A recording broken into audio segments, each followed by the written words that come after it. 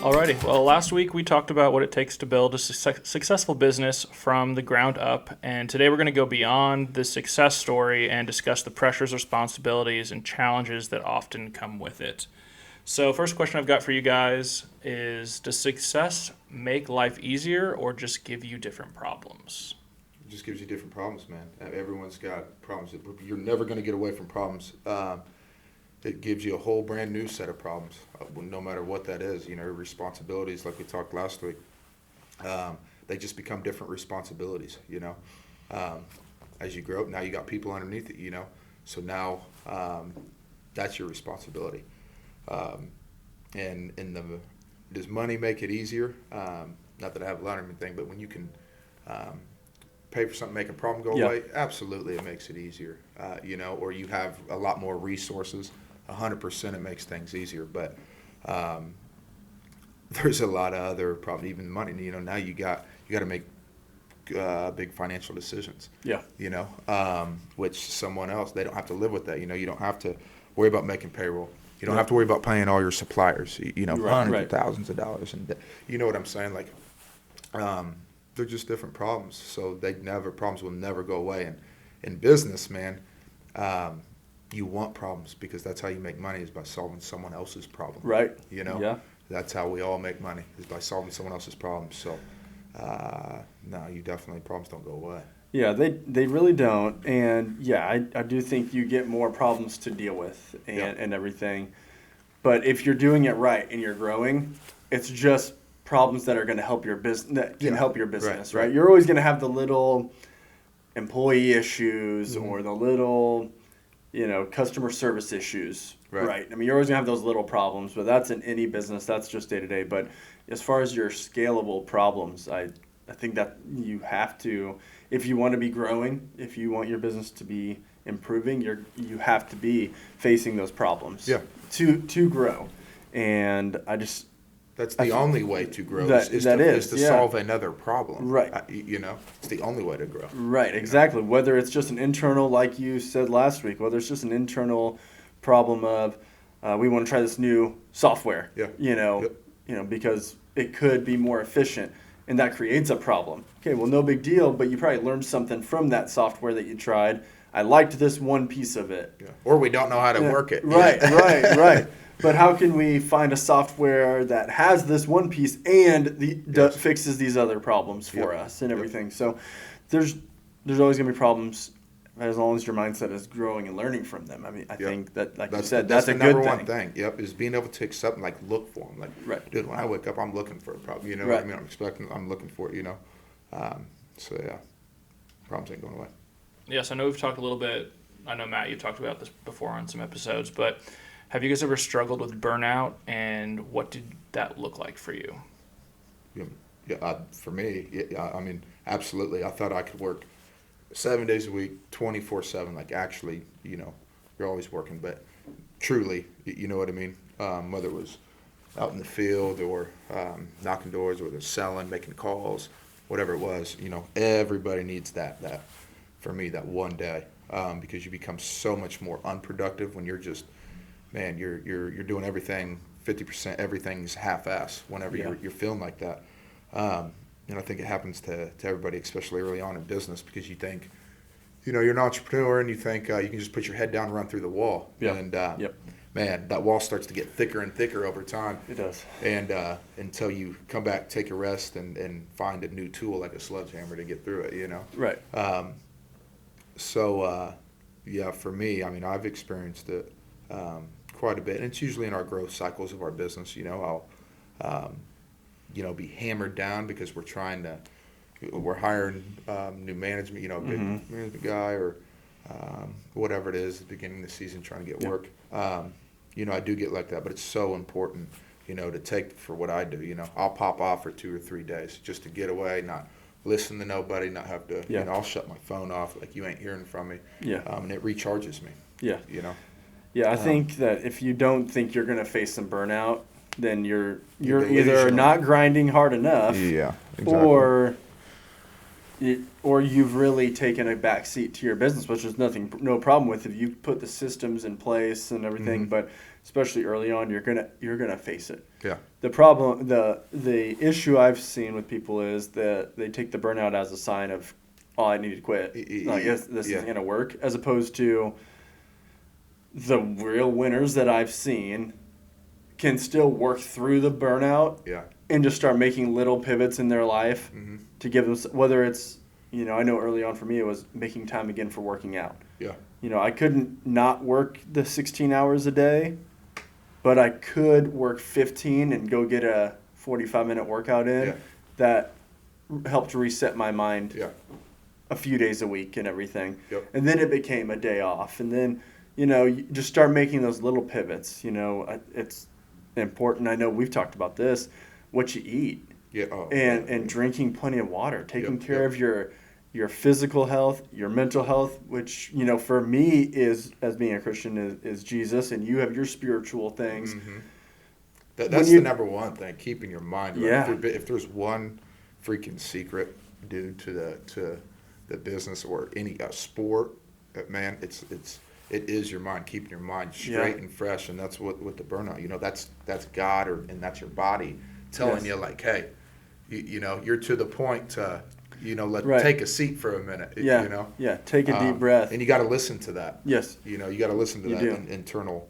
Yeah, and there's been, I'm sure you experienced this too. There's times where you're like, I really need a couple day break, but you can't. Like that's not an option. Right. But you could take a couple hours. Yes. Yep. Right. You could take a couple hours to put your phone away and go for a walk outside and just, Right. And sometimes really that's let all it go. it takes, man, is really just getting out of the mix for 1 minute. Yeah. I mean, that's seriously. Yeah. I mean there's been plenty of times I've just taken an hour walk. Yeah. And that's been enough for me. I'll take hour naps. What I mean? Seriously, I mean, you're getting, for us, we're up and going, there's a lot of thinking taking place right at 4 o'clock in the morning, like immediately, and you really do, usually about this, noon, like, dude, and what we do, you're mentally drained. And I'm serious, a lot of times I will, I got an apartment in my office, and I'll take that 30-minute, 60 minutes, so I can get a recharge for the afternoon, and that's what it takes. It's funny you say that. I did it yesterday. I mean, it was just a tough day mentally.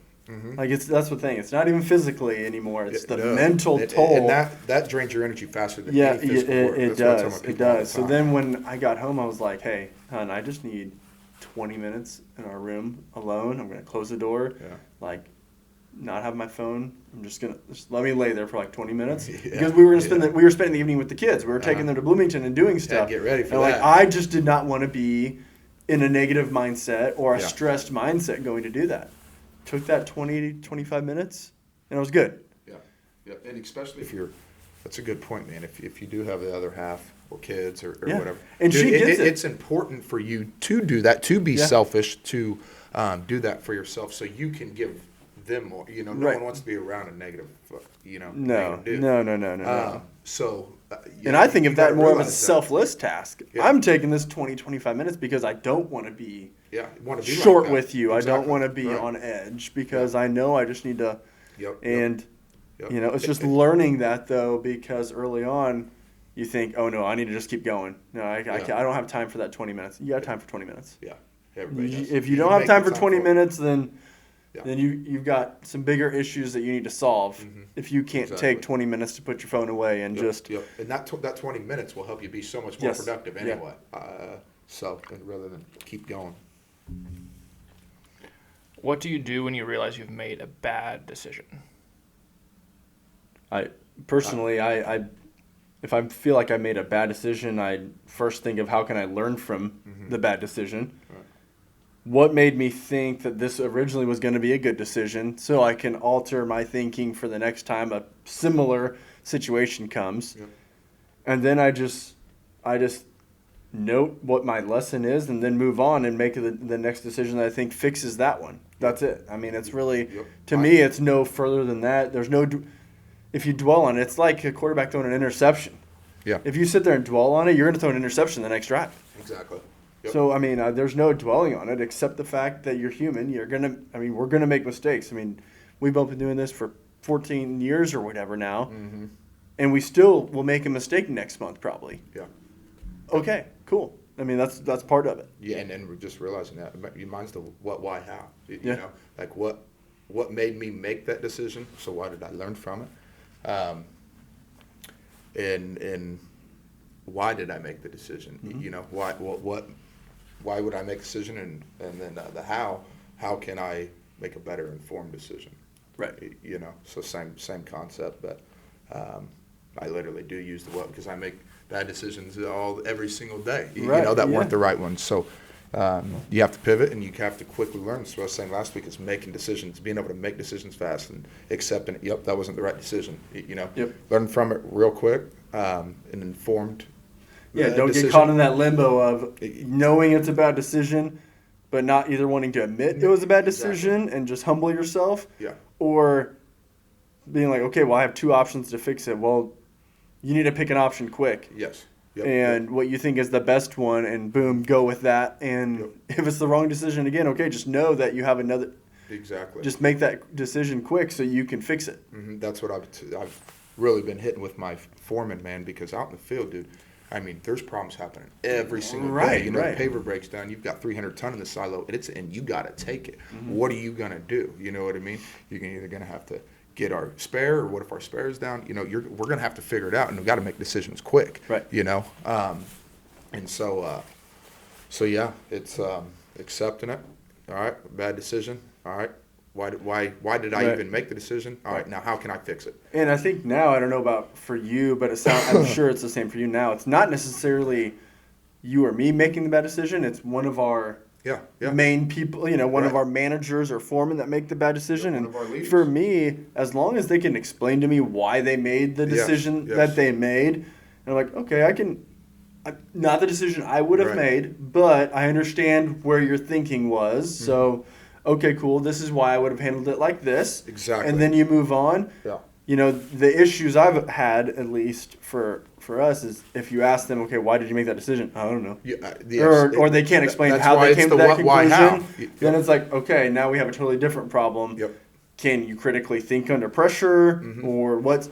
Yep. Why can you not at least explain to me why you made the decision Yes. you made? The what, why, how is Yes. exactly what I use with my men. You know what I Yeah. mean? They come to you like, this happened. Well, you know, what made you make the decision? You know, why? How can we fix it now? Right. You know, and being a business owner, this is where I make a mistake all the time because I just know, right? Like, and so I tell them, like, this is what you do. And I'm learning, man, if they don't sit and think through why they made a decision Right. or what else they could have done, they're never going to get it if you Right. just keep feeding them the Yep. information, you know. You got to let them make mistakes. You got to let them make mistakes, but then you gotta help coach them through of why it happened and get that Yeah. type of thinking because It's that follow up as the owner that you need to come around and do. Okay, That's right. You're helping them develop Yeah. and make better decisions by doing that. Right. So, kind of going off that decision question, how do you handle disappointing people when you know it's the right decision? Say that again. So, how would you handle, disappointing people when making a decision that you know is right, but you know it might, end up disappointing them? So for me, that happens all the time with me. You got to, move people around, put them in different positions because you thought maybe someone could be a leader, and you come to find out that you didn't. So the way I address it is just have a conversation with them and explain exactly why I made that decision, and tell them, I'm just using this specific instance, just because it's not the right fit right now, that doesn't mean it can't be, but here's the things that I would expect from you or that you need to do in order for me to get here. As a business owner, man, you can't be getting all butthurt and getting emotional. You can have you can have sympathy for them, but you can't have empathy for them. You know what I mean? Empathy meaning like you're getting emotionally involved with what they're feeling. Sympathy, just understanding what they're going through. Is putting yourself in that position. For me, it's just addressing it head on, of whatever it is, and getting it out of the way. Because when you leave that tension, no matter what situation it is, when you leave that tension, it only builds, right? Yeah.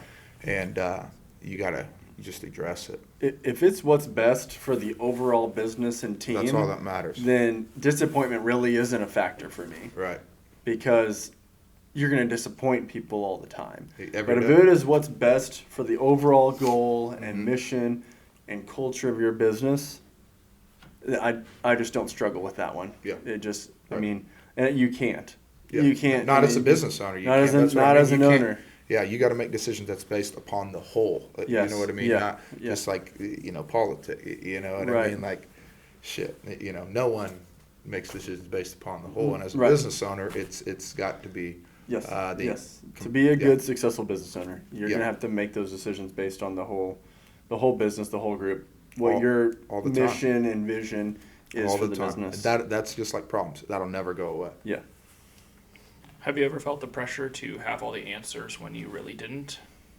Oh yeah, of course. Yeah. Yeah. Yeah. Especially early on. Yeah. You get people asking you questions, and I mean, especially the first few years, you're dealing with things you've never dealt with before. There's no magic book, Yeah. or even now, there's no magic book or podcast you could listen to that's Yeah. going to prepare you for every little problem that's going to happen in restaurant business or paving. Yep. I mean, it's just not possible. There's going to be something that is unique to our situation because of our demographic, Yeah. our culture, our Yep. teams. So of course, I mean, especially early on, you don't even know how to start to address it. Right. But it's that accepting the fact you're going to make the wrong decision sometimes, Mhm. and just making that decision quickly, and then okay, now I need to fix that, and being able to move on. Right. What was the question?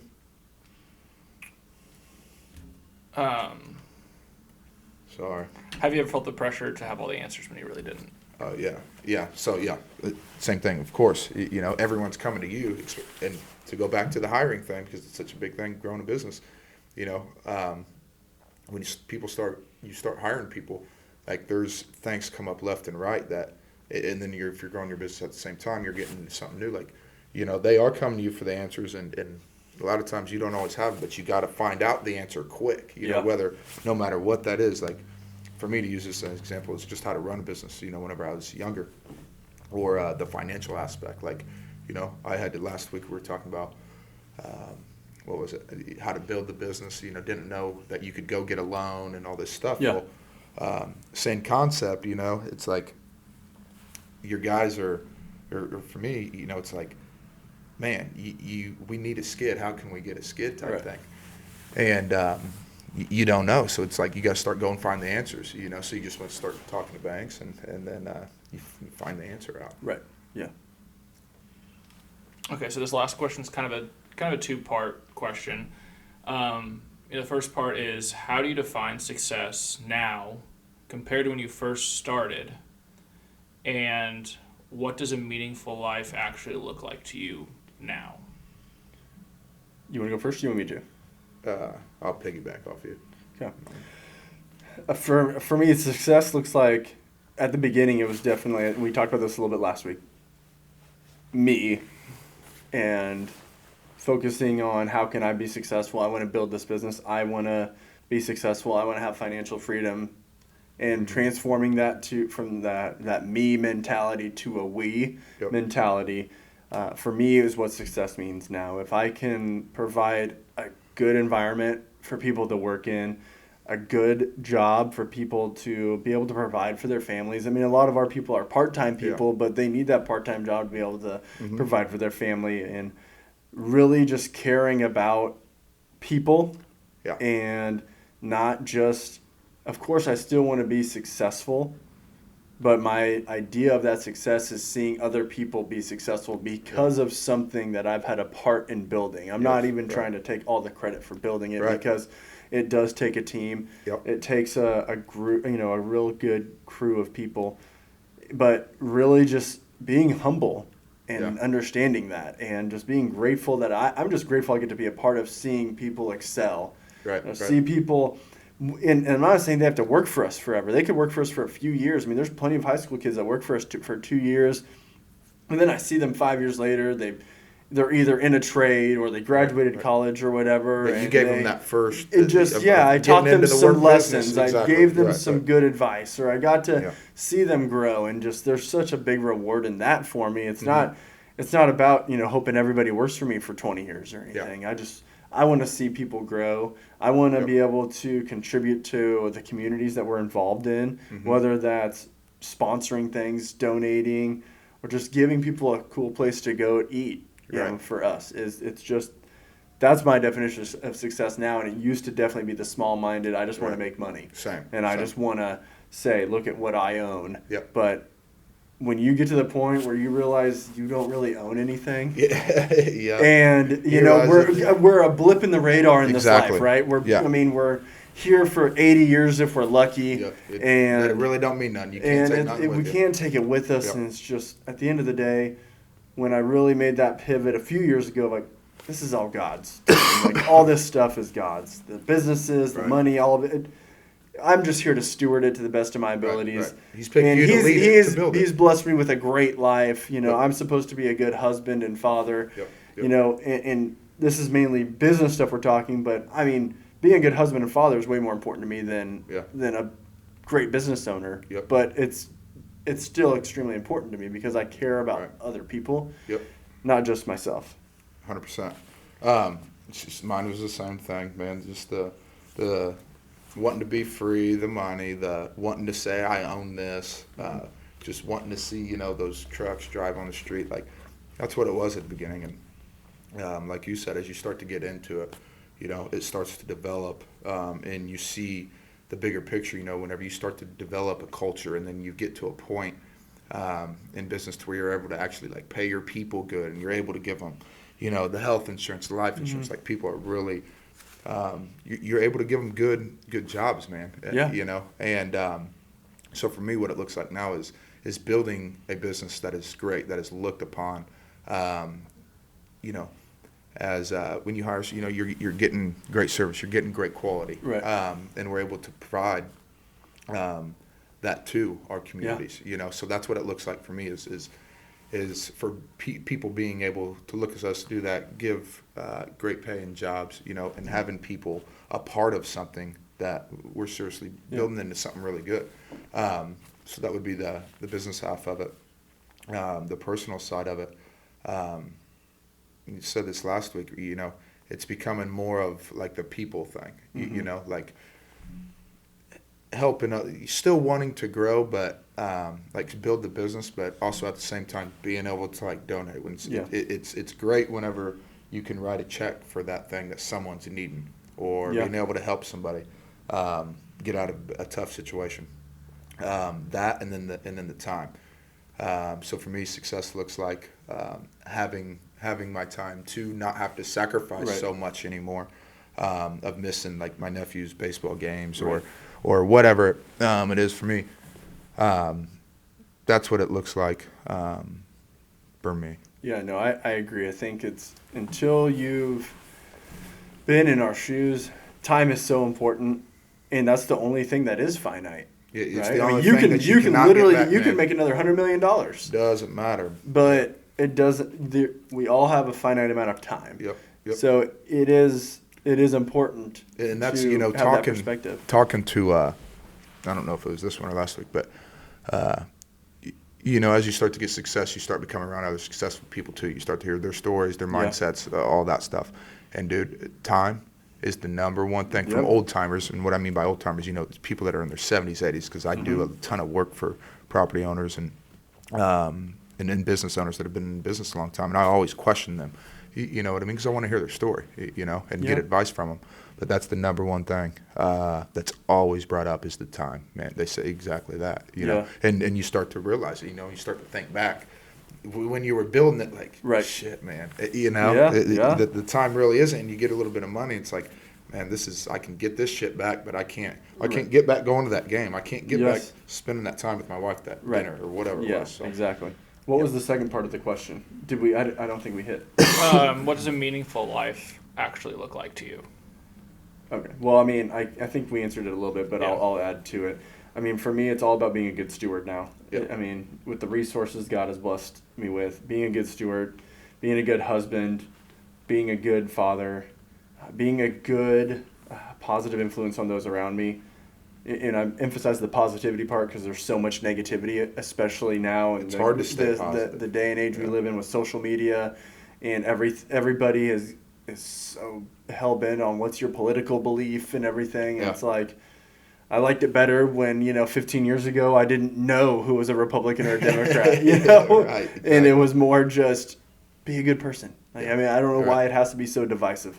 Yep. But in just, furthering God's kingdom, those are the things that are important to me. And I just know that he'll guide me on what Yep. else I need to accomplish on my, Yep. short amount of time here on earth. Yep. For me, the question, or say it again. What does a meaningful life actually look like to you? Yeah, same thing. It's turned into I was such a shithead, in my early days. It really has become that exact same thing. It's just being good people because of what I've been blessed with, the responsibility that's been put in my hands. Yeah. Like now there's a responsibility to be good people. To be an example to people, especially personally. You know what I mean? From what I used to be, or the kind of person I used to be, to now. Yeah. I understand that I'm a good example. And I have a responsibility when people look at me. You know what I mean? Especially people that used to know me. I think that's so important, though, is because you do have a great story Right. to share, from your background. And the person that meets you now has zero clue. Right. Somebody that does business with you now just thinks you're a professional business owner that has had his shit together his whole life. Right. But But I mean, it's still being good people, because you come up. You know what I'm saying? It's still just giving. Even though someone not knowing you is still having the intention of actually wanting to help people. But they see that now. Yes, in that's just what I mean. one meeting Right. with you, Right. they see that you're a good person. Right. And they would have no clue that you have a past that you had to overcome, and that is a part of your story that is Right. powerful for the average person to hear. Mm-hmm. And that's why I like to bring you on, because I think it's so important that people hear Yeah, I appreciate that. that, you do because bring there's so many people that are in your shoes that think they're done. Right. And that's the thing, man. I understand that, and honestly, it's not a burden per se, but It's a blessing, I think. It- I think it it's such really- a blessing it that really is a you can blessing, help right. so many people exactly. that And think that they have no shot at some sort of extreme success Right. because they have made too many mistakes. Yep. And which is absolutely not the case. man. Which is not the You know. case. But if But- anybody knew what the shit that I did, Exactly, anybody but come- you come- can give them that Right. that conversation of, no, you're not done. I mean, Right. yeah, do you need to change your ways? Yeah, you have to intentionally do that, but you're not done. Right. Exactly. I mean, if you want to be successful, anybody can do it. That's Yep. again. And it's so true, man. We live in a It's not- country where it's not so far-fetched accessible at all. for everybody to have success, and it's so frustrating when you hear all these people complaining. Yeah. Another thing on the success, real quick. Man, it's whatever the hell it looks like to you. Yeah, exactly. It's not about. It's not. That's a it's $70,000 a year job. Yeah, and it's- because you can live a comfortable life, Right, like that, and you right. can be at all the kids' Right. sports and all Yep. all the things. Great, that's Right. awesome. I mean, we're not wired that way, Exactly. but that's okay. There has for to be somebody people. else. Yes. There right. has to be people wired the way we are, Yes. and there has to be people wired the way of $60,000-$70,000 a year Right. comfortable job is where I want to be. Exactly. Because if everybody was wired like us, then there would be no teams. Yeah. It would just be for me. That's something I've learned. Just a lot of frustration has came in for me early on. Is like, man, why don't you want to win as bad? Yeah, as I do? yeah. Why don't you want to do? Yeah. And I've just come to the realization, man, not everyone wants what I want. Right. You Yes. know, So and true. as a manager, as an owner, you've got to really understand that. Yeah, and you just you put got- people in the right places. You got to understand what your key people are looking for. out of their Exactly. You got to lives. understand. You're in business. You got to understand. Or I take I want to know, my people. Right. You Yeah, know what I'm saying? same. I take Yeah. interest. That's the word I'm looking for. Yeah. I take interest in my people because it's important. Man. It is. To be able to put them. What do they want out of Yeah. life? And make sure they're in the right places. Right. So. Yeah, I agree. That's the last question, right? Yeah. Okay. Tim, Awesome. thanks a lot. Thank you, I man. appreciate it, and we'll do something again soon. Absolutely. Thanks. Thank you, brother.